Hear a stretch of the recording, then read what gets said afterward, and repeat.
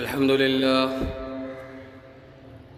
لله رب العالمين والعاقبة للمتقين والصلاة والسلام على خاتم الأنبياء والمرسلين وعلى آله وأصحابه أجمعين.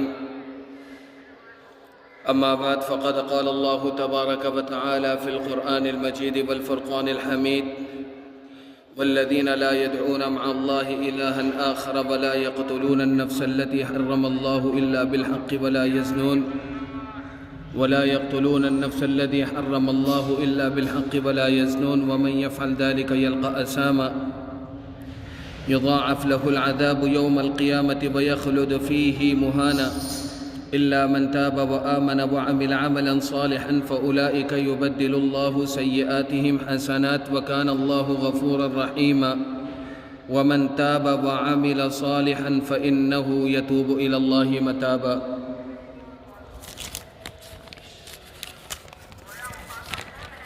صدق الله العظيم وصدق رسوله النبي الكريم ونحن على ذلك لمن الشاهدين والشاكرين والحمد لله رب العالمين. اللهم صل على محمد وعلى آل محمد كما صليت على إبراهيم وعلى آل إبراهيم إنك حميد مجيد. اللهم بارك على محمد وعلى آل محمد كما باركت على إبراهيم وعلى آل إبراهيم إنك حميد مجيد. میرے انتہائی واجب الاحترام قابل ست تکریم حضرات بزرگان دین اور میرے نہایت ہردل عزیز ساتھیوں اور بزرگوں، میں آپ حضرات کے سامنے گزشتہ چند ہفتوں سے مسلسل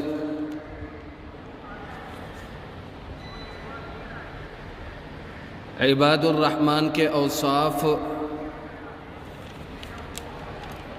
یعنی اللہ تعالیٰ کے جو محبوب اور مقبول بندے ہیں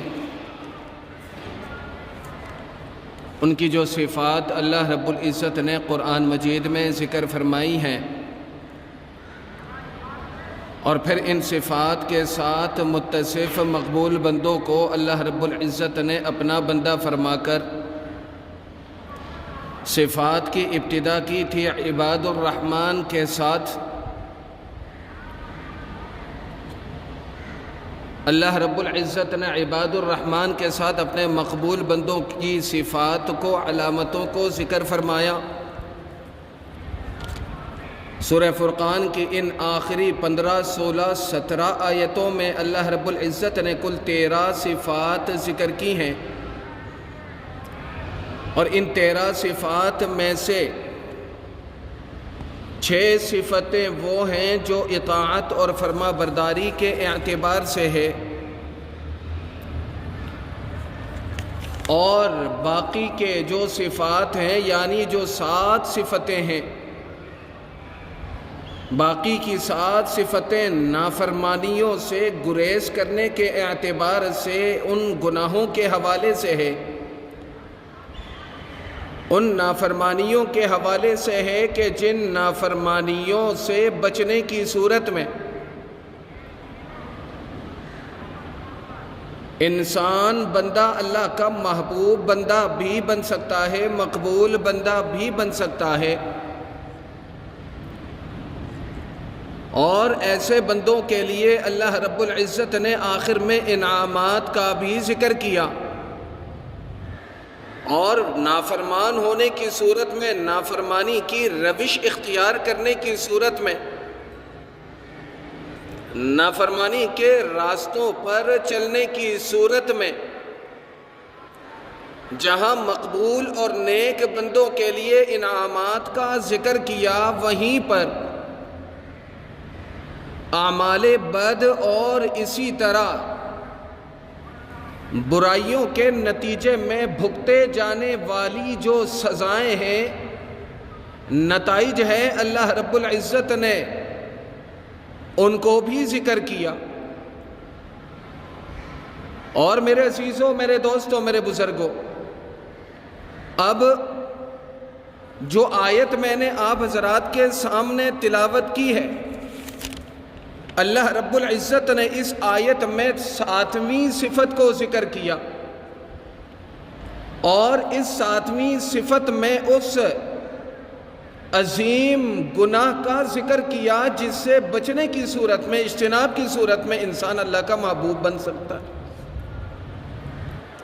اور تسلسل کے ساتھ اللہ رب العزت نے 3 ایسے گناہ کا ذکر کیا کہ جن گناہوں کے حوالے سے خود احادیث مبارکہ میں، قرآن مجید میں، تفسیرات میں، بزرگوں کے اقوال میں، ارشادات میں ان گناہوں کا وبال، نحوستیں واضح طور پر موجود ہیں، اور ان کی نحوستیں دنیاوی اعتبار سے ہے، اس کے اعتبار سے بھی تفصیلات موجود ہیں، اور ان کی نحوستیں اخروی اعتبار سے ہیں، ان کی بھی تفصیلات واضح طور پر موجود ہیں۔ اور گناہوں سے بچنے کی جو تدبیریں بتلائی گئی، کسی نے دیا کہہ رہے کہ منشیات ہیں نا اس کے خلاف 5 منٹ بس بیان کرنے کے لیے آخر میں۔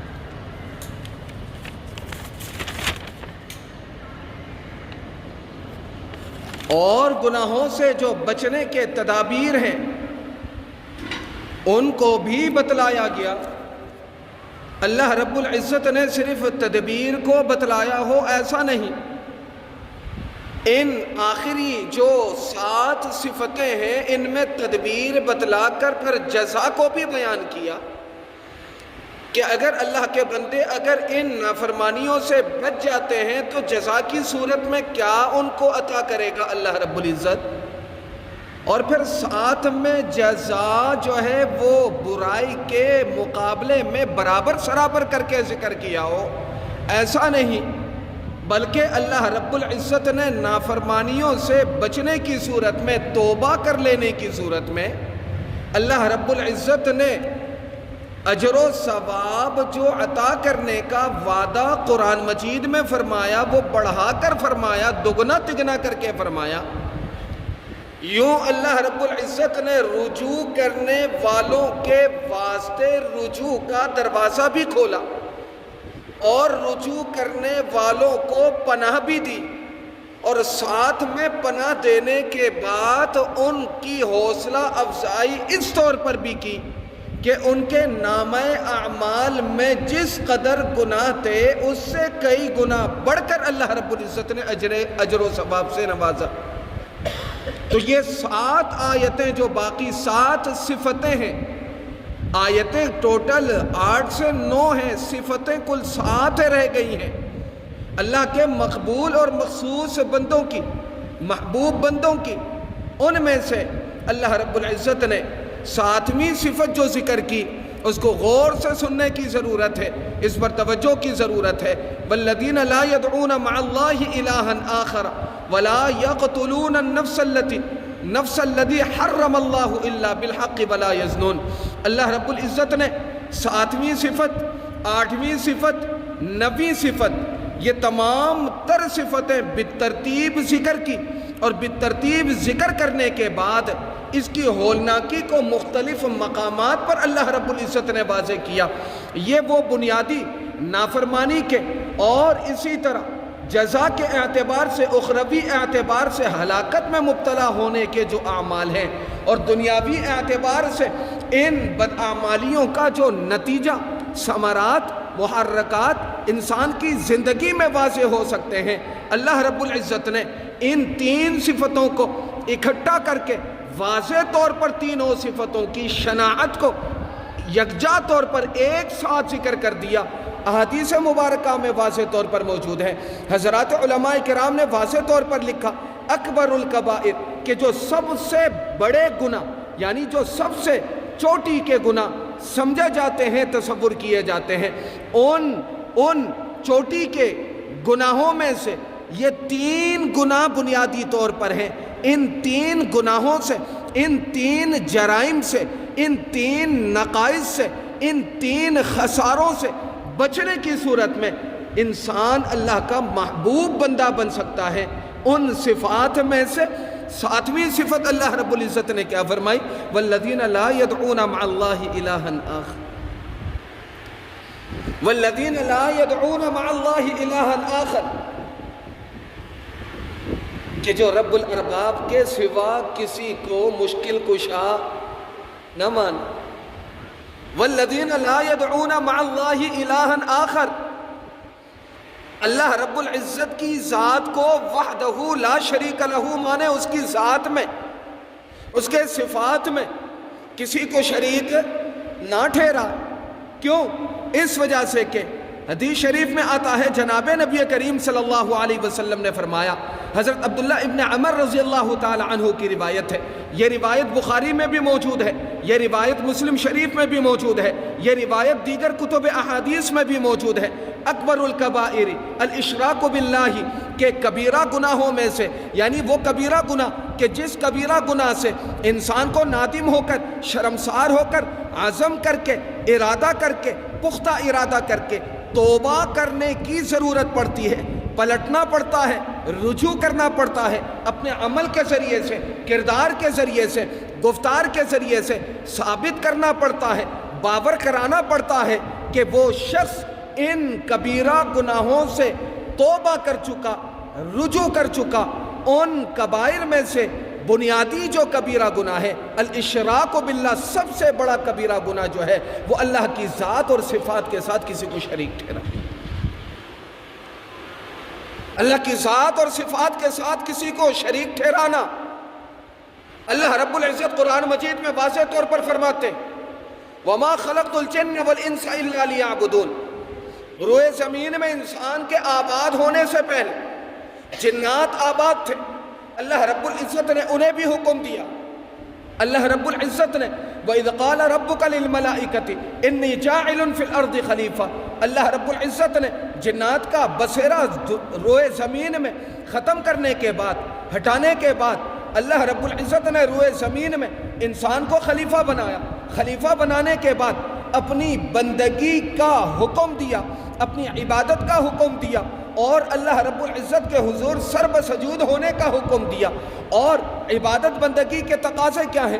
کہ اللہ رب العزت کی ذات کے ساتھ کسی کو شریک نہ ٹھہرایا جائے، اس کی صفات کے ساتھ کسی کو شریک نہ ٹھہرایا جائے، کسی کو مشکل کشا اللہ کے سوا نہ مانا جائے، کوئی ماوا ملجا اللہ کے سوا نہ مانا جائے، کوئی مددگار اللہ کے سوا نہ مانا جائے. اس کی ذات میں، صفات میں نہ کسی کو وزیر مانا جائے، نہ کسی کو معاون مانا جائے، نہ کسی کو مددگار مانا جائے. اللہ رب العزت کی ذات وہ ذات ہے جس ذات نے اس کل عالم کو عدم سے وجود بخشا. جب یہ عالم موجود نہیں تھا اللہ رب العزت نے اسے وجود بخشا. جب آپ کا میرا وجود نہیں تھا اللہ رب العزت نے آدم علیہ السلام کو وجود بخشا. حضرت آدم علیہ السلام کے ذریعے سے آپ کی اولاد کو وجود بخشا. آپ کی اولاد کے ذریعے سے اقوام سابقہ سابقہ کو اللہ رب العزت نے وجود بخشا. حضرات انبیاء علیہ السلام کو مبعوث فرمایا. بعثت انبیاء کے تمام انبیاء کے اغراض اور مقاصد میں سے بنیادی غرض کیا تھا، بنیادی مقصد کیا تھا کہ خلق خدا کو در بدر کرنے کے بجائے، در در پر سجدہ ریز ہونے کے بجائے ایک وحدہ لا شریک لہ کی ذات اقدس کے سامنے سرنگو کیا جائے، سر بسجود کیا جائے. یہ بات بندگی کے تقاضوں میں سے ہے، بشری تقاضوں میں سے. ہر کس و ناکس جانتا ہے، ہر کس و ناکس سمجھتا ہے. باشعور انسان، عقل رکھنے والا، دانا انسان، عقل رکھنے والا، بصیرت رکھنے والا یہ بات بخوبی جانتا ہے کہ جو ذات اسے وجود بخشے اس ذات کے سوا کوئی ذات اس کے صفات میں شریک ہونے کے قابل نہیں، کوئی ذات بندگی کے قابل نہیں، کوئی ذات عبادت کے قابل نہیں.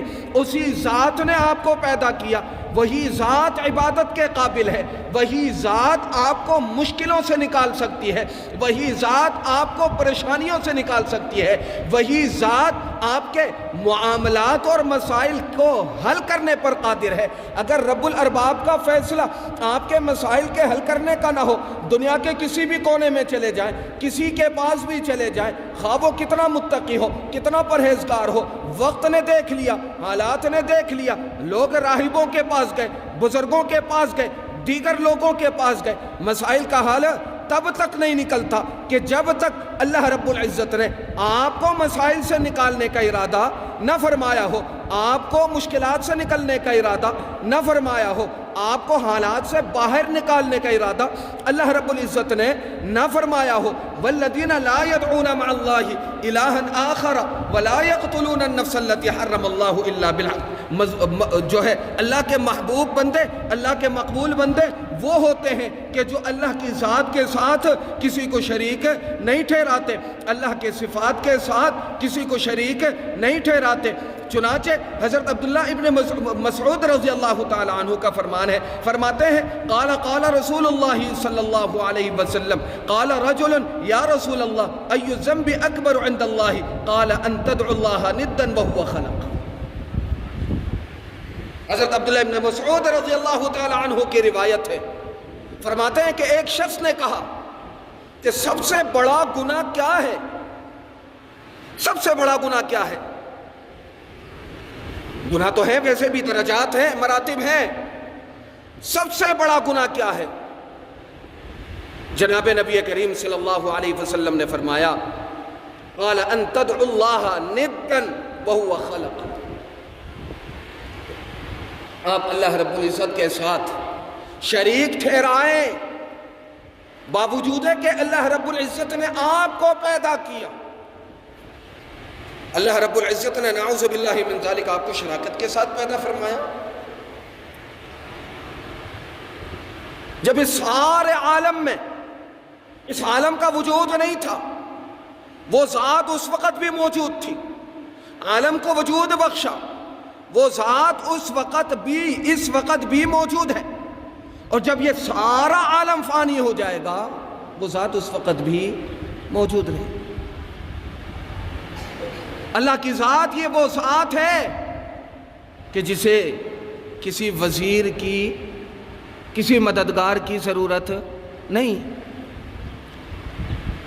گزشتہ کئی جمعوں سے یہ بات آپ حضرات کے گوش گزار کر رہا اور یہ بات سمجھانے کی کوشش کر رہا ہوں،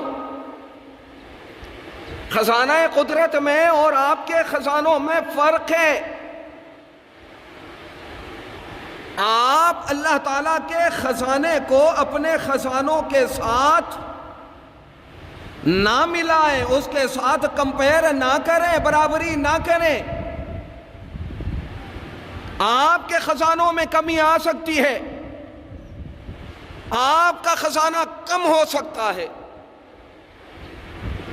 لیکن رب الارباب کی اس کی قدرت کا جو خزانہ ہے اس خزانے میں ذرہ برابر بھی فرق نہیں آتا۔ گزشتہ ہفتے بھی اس سے پیوستہ جمعے میں بھی یہ بات میں نے آپ کے گوش گزار کی تھی۔ حدیث شریف میں آتا ہے جناب نبی کریم صلی اللہ علیہ وسلم نے فرمایا کہ اگر کل کائنات اللہ رب العزت کی اطاعت اور فرما برداری میں لگ جائے، کوئی ایک شخص بھی اس کی نافرمانی نہ کرے، اللہ تعالیٰ کو اگر اپنے خزانوں میں سے کل کائنات کے تمام لوگوں کو بخشنا پڑ جائے، عطا کرنا پڑ جائے، اللہ تعالیٰ کل کائنات کو عطا کر دے، تو بھی اس کے خزانہ قدرت میں صرف اتنا فرق آئے گا کہ چڑیا یا اس جیسا کوئی چھوٹا پرندہ چونچ سمندر میں ڈال کر بوند بھر پانی اٹھا لے، خزانہ قدرت میں اتنا بھی فرق نہیں آتا۔ اللہ پاک کی عنایات اور آپ کا سرمایہ قدرت، عنایات خدا بندی اور آپ کے عنایات میں آسمان اور زمین کا فرق۔ آپ عطا کرتے ہیں، احسان جتلاتے ہیں، آپ دیتے ہیں، احسان جتلاتے ہیں، آپ دیتے ہیں، آپ کے خزانے میں کمی آ جاتی ہے، لیکن رب الارباب اگر کل کائنات کو ساری انسانیت کو اللہ تعالیٰ اگر عطا کر دے تو اس کے خزانہ قدرت میں ذرہ برابر بھی کمی نہیں آتی۔ اور ساتھ میں اس حدیث مبارکہ میں جناب نبی کریم صلی اللہ علیہ وسلم نے واضح طور پر فرمایا وہ کیا کہ کل کائنات میں اگر ایک شخص بھی اللہ تعالیٰ کی عظمت، کبریائی، بڑائی، بلندی، اس کے رفعت شان کو بیان نہ کرے، اس کی عبادت نہ کرے، بلکہ کفر کا راستہ اختیار کر دے، کفر کا راستہ اختیار کر لے، اللہ تعالیٰ کی کبریائی اور بڑائی پر ذرہ برابر بھی فرق نہیں آنے والا۔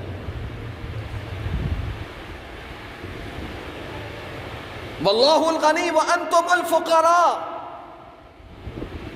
نوازشات، انعامات، عطا، ہدیے، تحائف، اس کے آپ محتاج ہے۔ واللہ الغنی، اللہ تعالیٰ کو ان چیزوں کی ضرورت نہیں ہے۔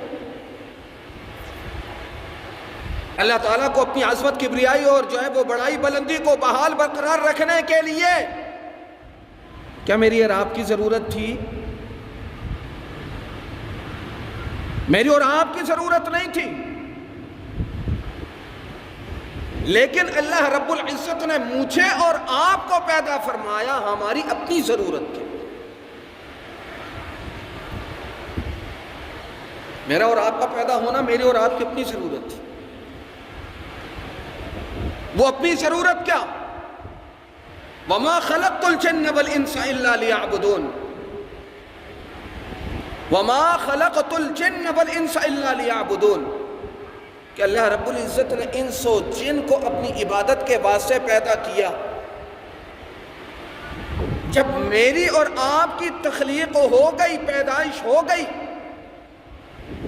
تو اب میری اور آپ کی مجبوری کہہ لے یا میرا اور آپ کا یہ ذاتی مسئلہ کہہ لے کہ اس کی بندگی کر کے اپنے آپ کو دنیا میں بھی کامیاب کرنا، آخرت میں بھی کامیاب کرنا، یہ میری اور آپ کی مجبوری۔ اس نے تو مجھ پر احسان کیا، اس نے میری دستگیری کی، اس نے میرے ساتھ خیر کا معاملہ کیا۔ خیر کا معاملہ کس طور پر کیا؟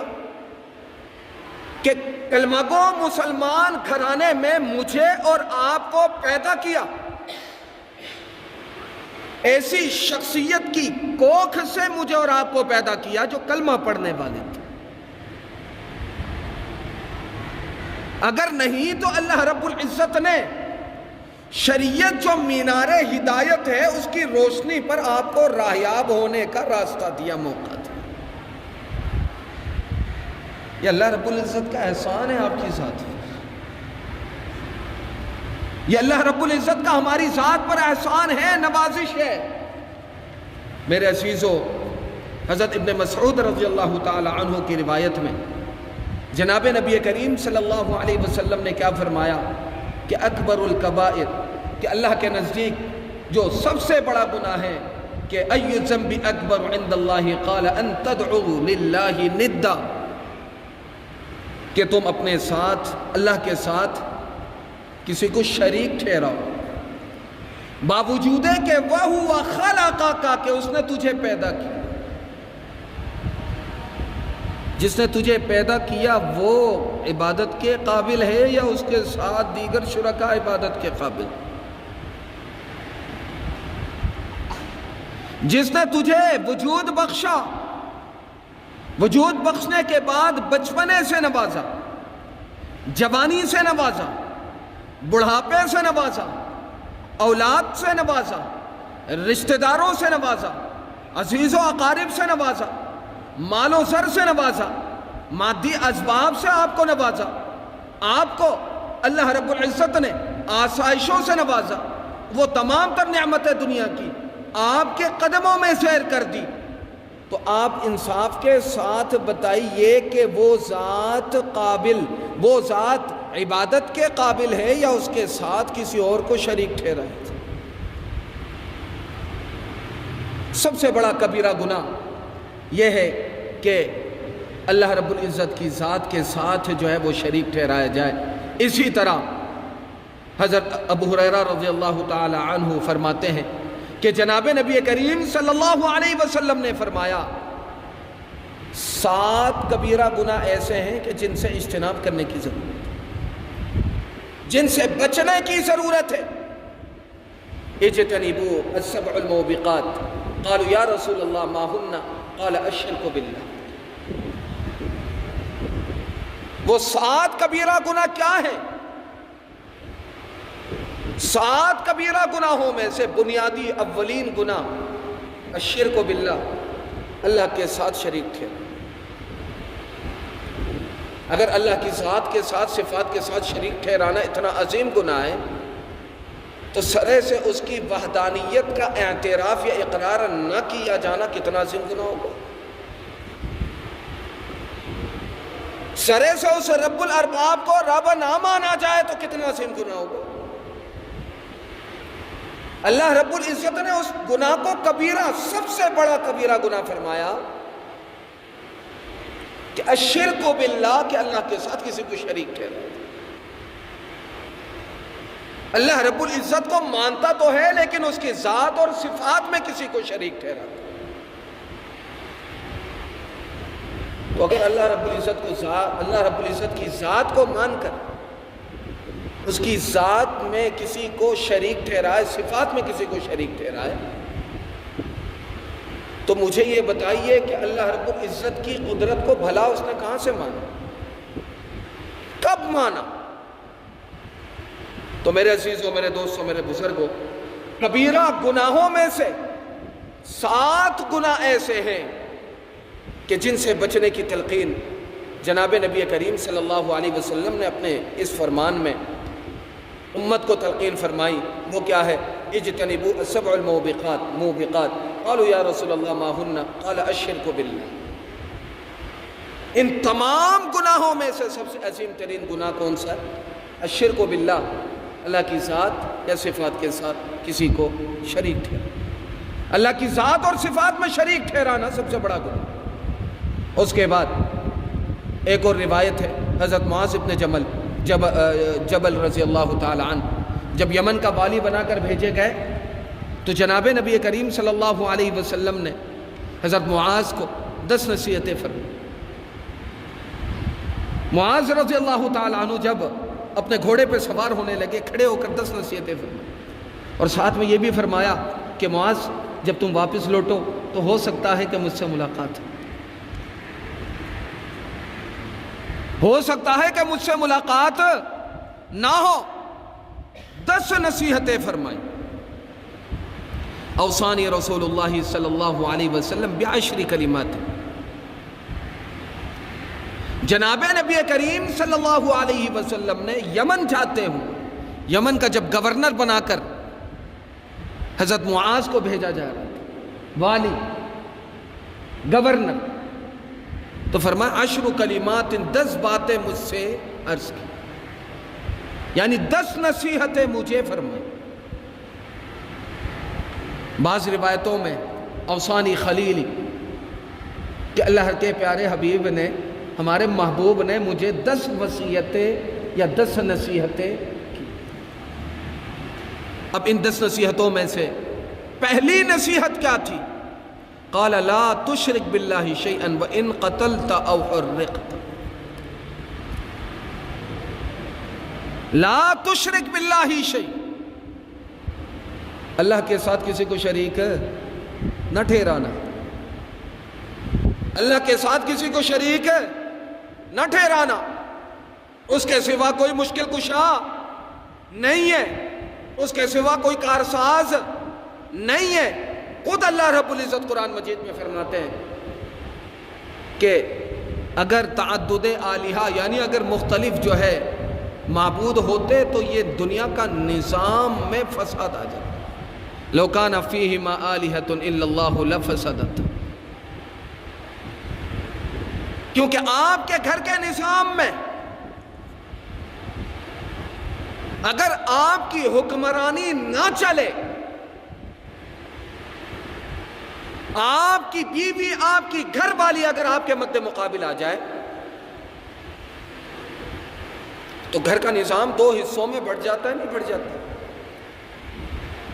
2 حصوں میں تقسیم ہو جاتا ہے، نہیں ہوتا؟ گھر کا نظام دھرم برم ہوتا ہے کہ نہیں ہوتا؟ معمولات زندگی میں تبدیلی فرق آتا ہے کہ نہیں آتا؟ آدھی اولاد ایک طرف، دوسری آدھی اولاد ایک طرف. آپ حکم صادر کریں، حکم نامہ سنا دیں، لیکن اولاد جو ہے وہ آپ کے کہنے پر نہیں آتی، ماں کے کہنے پر چلتی. ماں نے حکم صادر کر دیا، اولاد باپ کے کہنے پر. نہ باپ کے مکمل طور پر باپ کی حکمرانی، نہ مکمل طور پر ماں کی حکمرانی. نتیجتاً کیا ہوتا ہے؟ اب اولاد بیٹھ کر یہ فیصلہ مشاورت کرتی ہے کہ ماں ٹھیک ہے یا باپ ٹھیک ہے، ماں ٹھیک ہے یا باپ ٹھیک ہے. اب جب وہ فیصلہ کر کے کسی نتیجے میں پہنچتے ہیں تو نتیجہ بعض دفعہ ماں کے حق میں نکلا، باپ کے حق میں بربادی. باپ کے حق میں نکلا تو ماں کے حق میں بربادی. اب گھر کا نظام ایسا درم بھرم ہوا کہ اب والدین کے حق اور ناحق پر ہونے کا فیصلہ اولاد کر رہی ہے.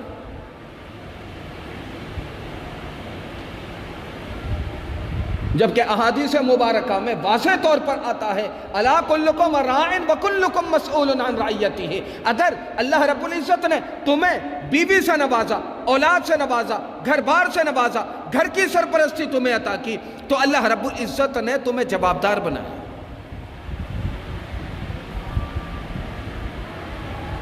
آپ کے غیر سنجیدہ حکمت عملی نے آپ کی اس فرض منصبی کو، جواب دہی کے عمل کو کمزور کیا کہ نہیں کیا؟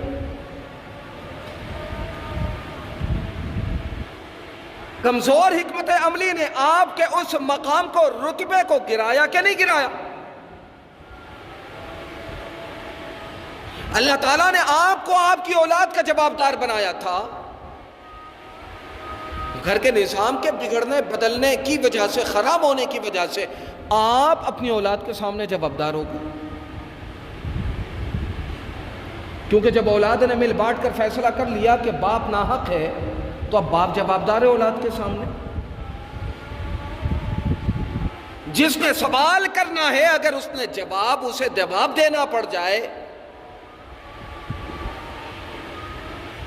تو نظام خانہ، امور خانہ درم بھرم ہوگا کہ نہیں ہوگا؟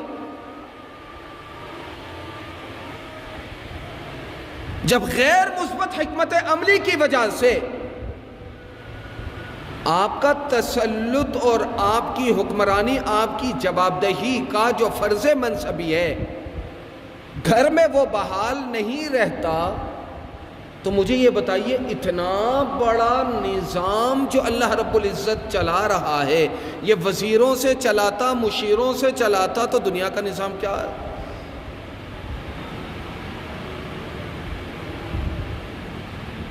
مملکت کے نظام کو دیکھ لیجئے. کبھی کوئی کس پر الزام تراشی، کبھی کوئی کس پر الزام تراشی.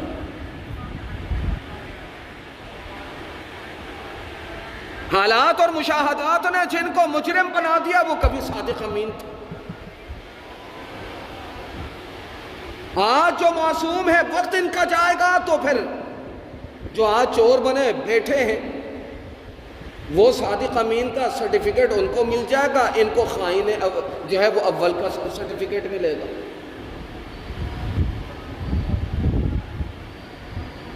صدارت کا عہدہ ہو، وزارت کا عہدہ ہو یا دیگر عہدے ہو، رسہ کشی ہے کہ نہیں؟ نظام میں گڑبڑ ہے کہ نہیں؟ کسی شہر میں جا کر کسی روڈ کا افتتاح کر لیں، آپس میں دو سیاسی تنظیموں کا جو ہے وہ جھگڑا شروع ہو جاتا ہے کہ ہم اپنا سائن بورڈ لگائیں گے، وہ کہتے ہیں ہم اپنا سائن بورڈ لگائیں گے.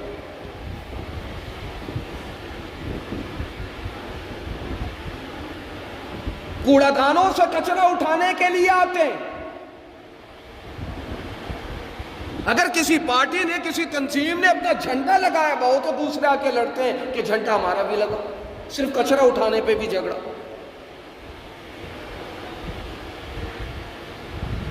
اتنا بڑا نظام اللہ رب العزت جو چلا رہا ہے، اگر اس کل نظام کو چلانے کا وہی طریقہ ہوتا جو آپ کا نظام مملکت چلانے کا طریقہ ہے، تو بتائیے کہ اس پورے نظام کا عالم کا کیا اثر ہوتا؟ اس پورے نظام کا کیا حال ہوتا؟ یہ واضح علامت ہے، دلیل ہے ان سمجھدار عاقبت اندیش لوگوں کے لیے کہ یکساں طریقے سے دنیا کے تمام کونوں میں، دنیا کے تمام اطراف میں، تمام ممالک میں مغرب کا وقت ہو، دن کا وقت ہو، عصر کا وقت ہو، صبح کا وقت ہو، اللہ رب العزت یعنی اس کا نظام اگر یکساں طریقے سے چل رہا ہے تو ان تمام نظام کو چلانے والی قدرت کوئی ایک ہوگی، ورنہ نظام میں کوئی گڑبڑ ہوگی۔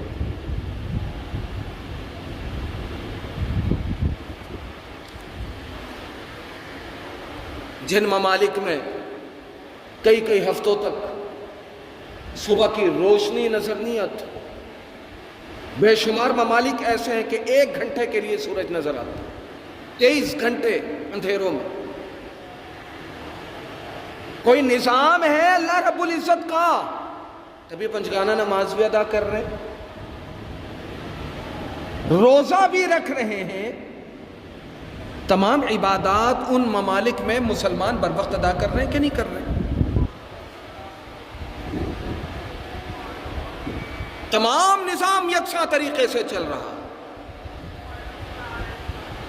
اللہ رب العزت اس پورے عالم کے پورے نظام کو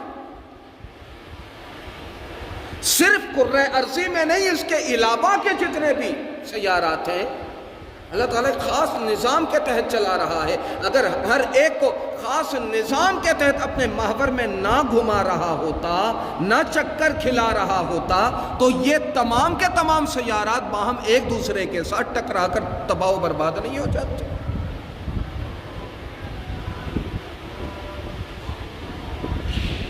اس کرۂ ارضی کی اپنی ایک ارزن گردش ہے، طولن ایک گردش ہے، لیکن اللہ رب العزت نے اس عالم کے نظام کو کیسے مرتب رکھا، منظم رکھا کہ اس گولائی کے گھومنے کی وجہ سے سال کا آدھا حصہ اور دن کا آدھا حصہ آپ کو الٹا ہونا چاہیے تھا، آدھا آپ کو 12 گھنٹے آپ کو سیدھا رہنا چاہیے تھا، 12 گھنٹہ الٹا ہونا چاہیے تھا۔ لیکن اللہ پاک نظام کو چلا رہا ہے کہ نہیں چلا رہا؟ اور نظام کو کیسے ترتیب کے ساتھ چلا رہا ہے؟ دنیا کا کوئی بھی کونا ہو، انسان کیا، چرند پرند حشرات جس کونے میں بھی ہو، اللہ رب العزت نے ان کے حیات، ان کے ممات کا ایک نظام مرتب کیا کہ نہیں کیا؟ چنانچہ میرے عزیزوں، میرے دوستوں، میرے بزرگوں، حضرت معاذ ابن جبل رضی اللہ تعالی عنہ جناب نبی کریم صلی اللہ علیہ وسلم سے آخری ملاقات تھی۔ یمن کا والی بنا کر بھیجے جا رہے، گورنر بنا کر بھیجے جا رہے۔ حضرت معاذ ابن جبل رضی اللہ تعالی عنہ فرماتے جناب نبی کریم صلی اللہ علیہ وسلم نے مجھے 10 کلمات ارشاد فرمائے، یعنی 10 نصیحتیں فرمائے، اور ایک روایت میں ہے کہ اوصانی خلیلی بعشری، کہ اللہ کے پیارے حبیب نے مجھے 10 نصیحتیں فرمائی، 10 نصیحتیں فرمائی۔ قابل غور ہے، پہلی نصیحت کیا ہے؟ فرمایا کہ قال لا تشرک باللہ شیئا وان قتلت وحرکت، اللہ کی ذات کے ساتھ کسی کو شریک نہ ٹھہرانا، اگرچہ کوئی تم سے تباہ آزمائی کرے، اگرچہ کوئی تمہیں قتل کر دے یا قتل کی دھمکی دے دے، اس بات پر کہ اللہ کی ذات اور صفات میں شریک ٹھہرو، یعنی تمہیں کفر پر مجبور کرے، اگر تمہیں کفر پر مجبور کرے تو بھی اللہ کی ذات کے ساتھ کسی کو شریک نہ ٹھہرانا۔ ہاں اگر تمہیں تپتی آگ میں ڈال کر جھلسا دیا جائے، جلا دیا جائے، پھر بھی اللہ کی ذات کے ساتھ شریک نہ ٹھہرانا۔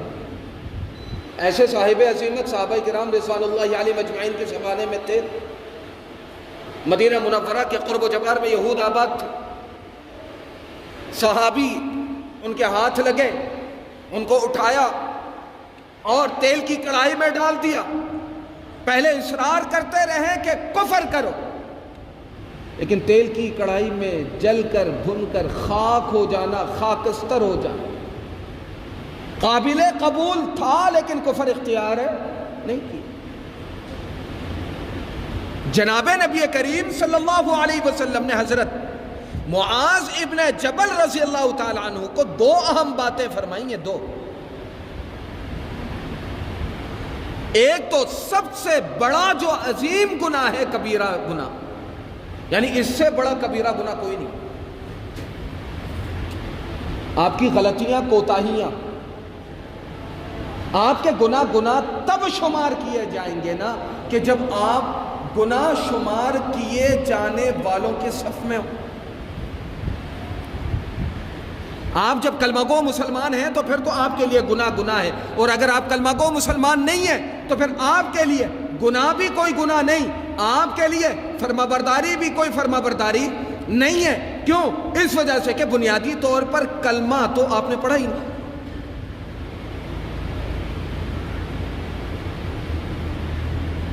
تو یہاں پر اللہ رب العزت نے سب سے بڑا اور عظیم گناہ کس کو فرمایا؟ الاشراک باللہ، اللہ تعالیٰ کی ذات کے ساتھ شریک ٹھہرانا، صفات کے ساتھ شریک ٹھہرانا، جس طرح امم سابقہ نے کیا۔ اپنے لیے بیٹیاں ہوتی، ان کا درگور کر دیا جاتا اور ساتھ میں کہہ دیا کرتے ہیں اللہ کے لیے بیٹی۔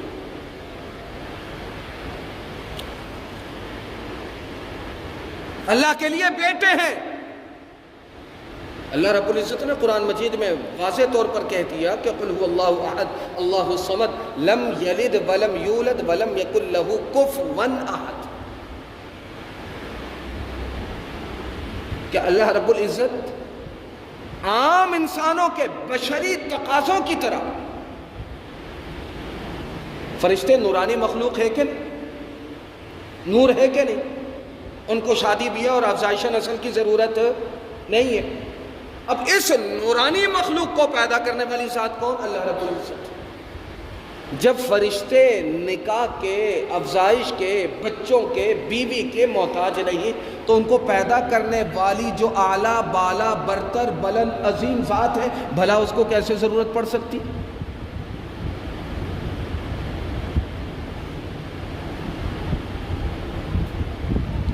ضرورتیں تقاضے اس مخلوق کو ہیں جو محتاج ہے۔ محتاج تو اللہ تعالیٰ کی مخلوق کے لیے، انسانوں کے لیے اور دیگر مخلوقات کے لیے ثابت ہے۔ اللہ رب العزت تو احتیاج سے جو ہے وہ منزہ ہے، پاک ہے۔ واللہ الغنی وانتم الفقراء۔ جو مستغنی ذات ہے اس کے لیے احتیاج نہیں، ضرورت نہیں۔ جب ضرورت نہیں ہے تو پھر اس کی ذات میں شریک ٹھہرانے کا مطلب، اس کے صفات میں شریک ٹھہرانے کا مطلب اس ذات کی اس قدرت کا انکار کرنا ہے کہ جس قدرت کا وہ ذات تن تنہا شاہکار، تن تنہا وہ ذات شاہکار۔ دوسری بات حضرت معاذ بن جبل رضی اللہ تعالی عنہ سے جناب نبی کریم صلی اللہ علیہ وسلم نے فرمائی، وہ یہ کہ اگر کسی کام پر، کسی مصیبت پر، کسی آزمائش پر صبر کیا جانا اور وہ صبر قابل اجر ہو تو وہ عظیم ترین صبر ایمان کے سودے پر ہے کہ اگر کوئی تم سے ایمان کے بارے میں سودا بازی کرے، اپنے آپ کو قربان کر دینا، اپنے آپ کو قتل کروا دینا، اپنے آپ کو جلوا دینا، اپنی خاندانیں قربان کر دینا، اپنے مال و اسباب کو قربان کر دینا، اپنی ضروریات کو قربان کر دینا، اپنی آسائشوں کو قربان کر دینا، لیکن حرف تم پر آئے، نقصان تمہارا ہو جائے، تم نقصان میں مبتلا ہو جاؤ، لیکن اس ذات کی صفات میں اور ذات میں کوئی نقصان نہ آنے دیں۔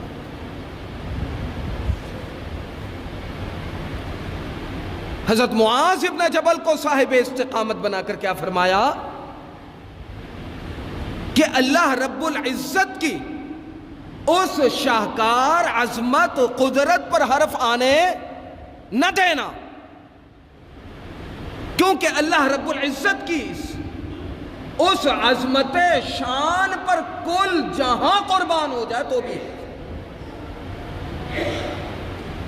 اگر عظمت پر چلتے ہوئے آپ نے اور میں نے اپنے آپ کو اللہ کے راستے میں اللہ کے حضور قربان کر دیا، تو یہ قربان کرنا میرے لیے اور آپ کے لیے رفع درجات کا ذریعہ بن سکتا ہے۔ اور یہ بات پہلے کہہ چکا کہ اگر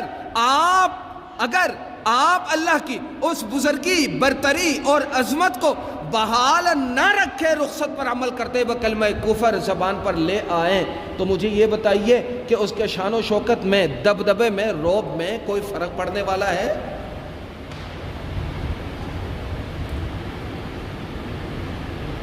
بروز محشر جو لوگ یہ سمجھتے ہیں، مادیات کی طرف نظر رکھنے والے کہتے ہیں کہ حشر، قبر، معاد یہ کوئی چیز نہیں ہے،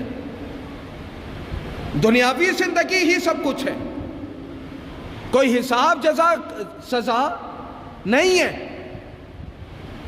اس پورے عالم میں اللہ رب العزت نے آپ کو وجود بخشا، آپ کہتے ہیں جزا سزا کا نظام نہیں ہے۔ آپ اپنے دنیاوی نظام میں اگر کوئی اپنا سیٹ اپ ڈالتے ہیں تو آپ بھی جزا سزا کا نظام رکھتے ہیں، تو مجھے یہ بتائیے کہ اتنا بڑا عالم کیسے بغیر نظام کے چل رہا ہو؟ آپ کے یہاں کوئی ملازم کام کرتا ہے تو آپ بھی تو سیلری کا نظام بناتے ہیں، آپ بھی تو کٹوتی کا نظام بناتے ہیں، آپ بھی ترقی دینے کا نظام بناتے ہیں، آپ بھی تنزلی کا نظام بناتے ہیں، آپ بھی نئے ورکروں کو داخل کرنے کا نظام بناتے ہیں، پرانے ورکروں کی کارکردگی کی بنیاد پر ان کو نکالنے کا، معطل کرنے کا نظام بناتے ہیں۔ آپ اگر ترقی دیتے ہیں تو اس کی محنت اخلاص کی بنیاد پر دیتے ہیں، تو آپ کے نظام میں، آپ کی ریاست میں، سلطنت میں اگر غیر منظم چلنے والا آپ کے سسٹم کا، نظام کا حصہ نہیں بن سکتا، تو اس پورے عالم میں بغیر نظام، قاعدہ، قانون اور ضابطے کے چلنے والے اس نظام کا، سسٹم کا حصہ کیسے بن سکتا؟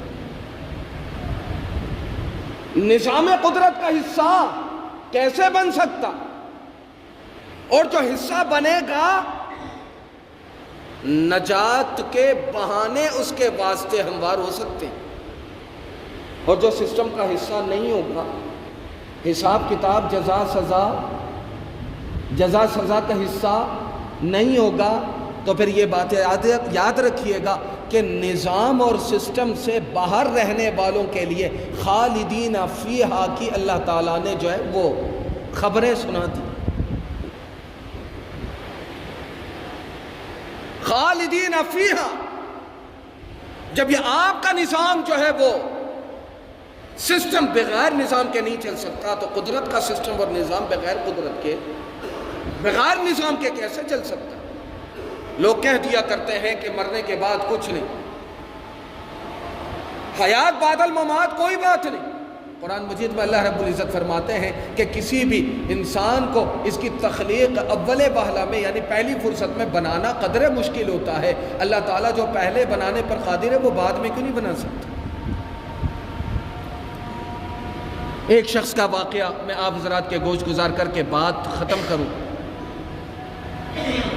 ایک شخص نے اپنے ورثہ سے وصیت کی کہ میرے مرنے کے بعد میرے وجود کو جلا دیا جائے اور وجود کے جو راکھ ہیں اسے اڑا دیا جائے۔ ورثہ نے اس کی جو ہے وصیت پر عمل کیا، مرنے کے بعد اسے جلا دیا، اس کی راکھ اڑا دی۔ اللہ رب العزت نے حکم دیا کہ اس کے پورے وجود کے تمام ذرات کو جہاں جہاں پہنچے جمع کرو۔ جلے بے وجود کے خاکستر ان ذرات کو جمع کیا گیا، اللہ رب العزت نے اسے کامل وجود پھر سے بخشا اور اس سے سوال کیا کہ بھلا تم نے اپنے وجود کو جلا کر اڑانے کا حکم جو ہے وہ وصیت کیوں کی تھی؟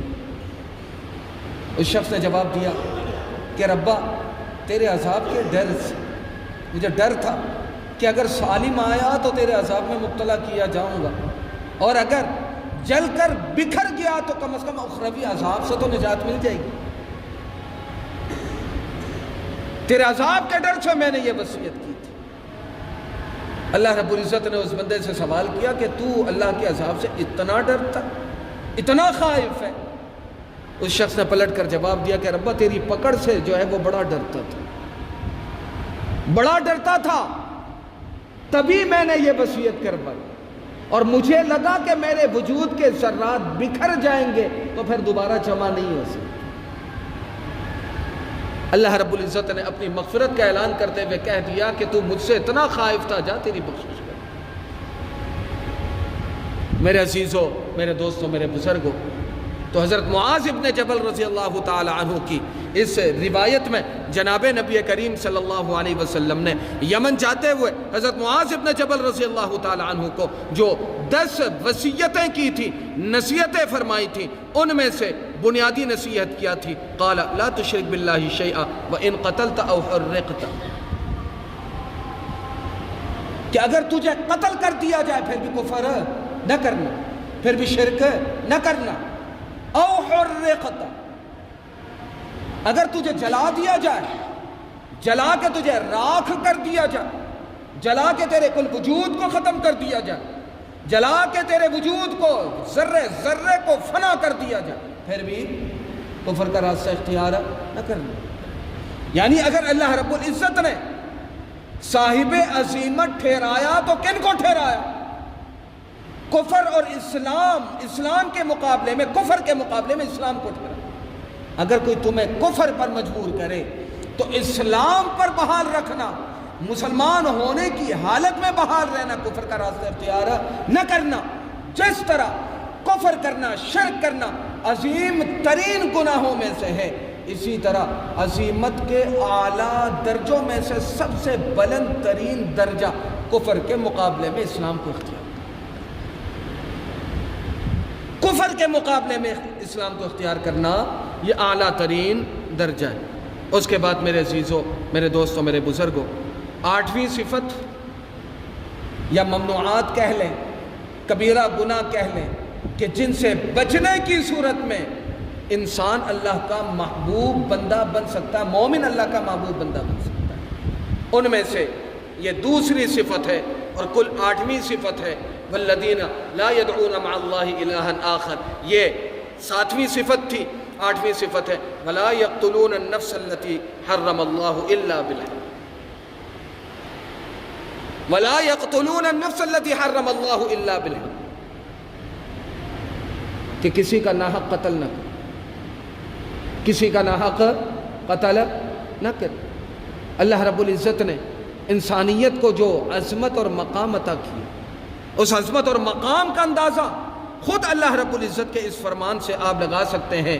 اللہ رب العزت نے اس قتل عمد کی جو سزا ہے، وبال ہے، اس کو بیان کرتے ہوئے قرآن مجید میں فرمایا وَمَن يَقْتُلْ مُؤْمِنًا مُتَعَمِّدًا فَجَزَاؤُهُ جَهَنَّمُ خَالِدًا فِيهَا فَجَزَاؤُهُ جَهَنَّمُ خَالِدًا فِيهَا وَغَضِبَ اللَّهُ عَلَيْهِ وَلَعَنَهُ وَأَعَدَّ لَهُ عَذَابًا عَظِيمًا، فَغَضِبَ اللَّهُ عَلَيْهِ وَلَعَنَهُ وَأَعَدَّ لَهُ عَذَابًا عَظِيمًا۔ اللہ تعالیٰ نے 4 وبال ذکر کیے، ان میں سے سب سے پہلا وبال کیا؟ خالدین فیہ، کہ کسی انسان کو ناحق قتل کرنے والا جہنم میں ہمیشہ رہے۔ اور یہ بات یاد رکھیے گا، حضرات علماء کرام نے، حضرات مفسرین نے، حضرات محدثین نے واضح طور پر لکھا ہے کہ خلود فی النار یعنی جہنم میں ہمیشہ رہنا یہ مومن کے واسطے نہیں ہے۔ خلود فی النار ہمیشہ جہنم میں رہنا اور عذاب میں یضاعف لہ العذاب، عذاب میں اضافہ در اضافہ کرنا، یہ کافروں کے واسطے، مومن کے واسطے عذاب در عذاب نہیں ہے، لیکن قتل نفس کی ہولناکی کا اندازہ اس بات سے لگائیے کہ اللہ رب العزت نے کیا فرمایا، وَمَن يَقْتُلْ مُؤْمِنًا مُتَعَمِّدًا، جس کسی نے کسی مومن کو قصداً قتل کیا، فَجَزَاؤُهُ جَہَنَّمْ، اس کی جزا کیا ہے؟ جہنم، فَجَزَاؤُهُ جَہَنَّمْ، اور ساتھ میں کیا بھی فرمایا؟ ساتھ میں فرمایا کہ جہنم خالداً فیہا وغضب اللہ علیہ ولعنہ واعد لہ عذابا، ساتھ میں فرمایا کہ اس پر اللہ کی غضب بھی ہے، اللہ کی لعنت بھی ہے، واعد لہ عذابا عظیما، اللہ تعالیٰ اس کو دردناک ترین عذاب میں مبتلا کرے۔ میرے عزیزو، انسانیت کی اللہ تعالیٰ نے بڑی حرمت رکھی۔ حدیث شریف میں آتا ہے اگر بیت اللہ شریف کی اس عمارت کو کوئی ڈھالے، یہ گناہ اتنا عظیم نہیں ہے جتنا عظیم گناہ قتل نفس کا، انسانیت کو قتل کرنا۔ جس کسی نے کسی ایک انسان کو قتل کیا، اس نے گویا کل انسانیت کو قتل کیا، اور جس کسی نے کسی انسان کو زندہ رکھا یا اس کو جو ہے وہ اس کی طرف تعدی نہیں کی، اس کی طرف دراندازی نہیں کی، گویا کہ کل انسان کو حیات بخشی۔ میرے عزیزوں، میرے دوستوں، میرے بزرگوں، معاشرے میں جو تباہ کاریاں ہیں یہ بالکل واضح ہیں، معاشرے کی تباہ کاریاں بالکل واضح ہیں۔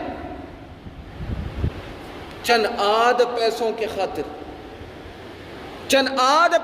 خاطر، اپنی انا کو تسکین پہنچانے کے خاطر، اپنی اس دشمنی کو ہوا دینے کے خاطر کسی مسلمان کے قتل سے قطعاً گریز نہیں کیا جاتا۔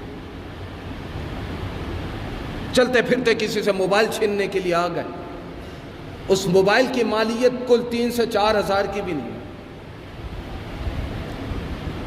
چھینا جھپٹی میں نہیں ملا، قتل کر دی۔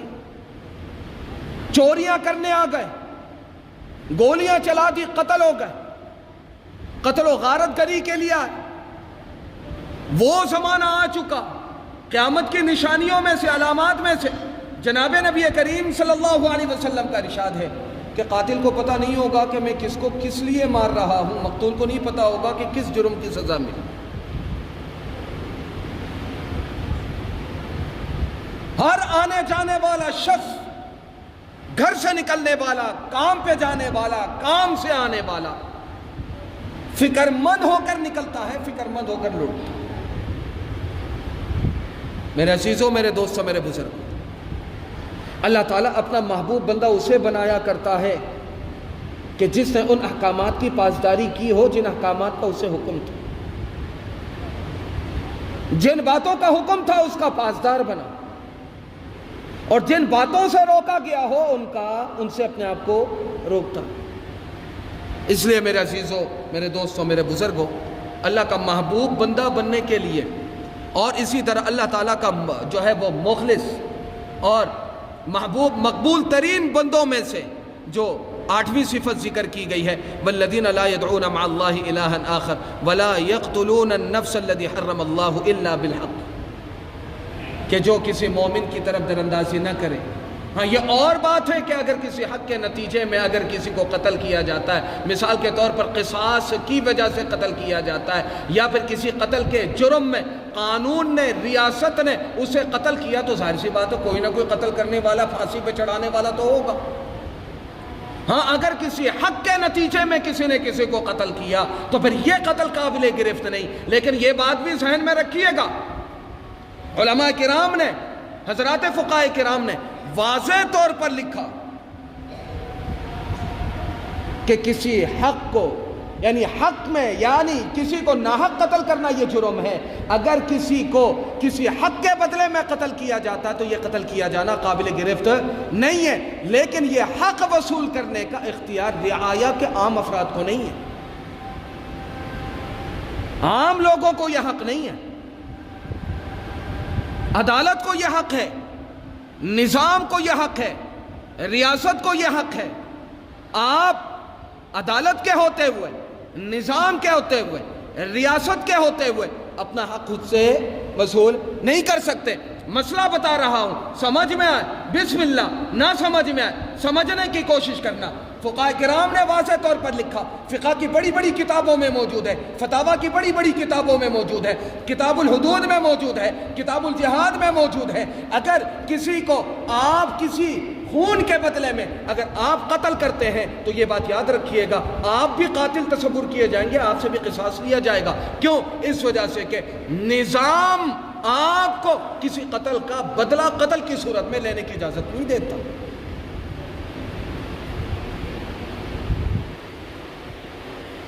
آپ اپنا نظام نہیں بنا سکتے، اور یہ بات یاد رکھیے گا، کیونکہ یہاں پر جو ہے وہ اگر حق میں کسی کو قتل کیا جائے تو کوئی یہ نہ سمجھے کہ کوئی شخص اپنے قصاص جو ہے وہ خود سے وصول کر لے گا، کہ اس حق جو ہے وہ وصول کرنے کا اختیار ہے۔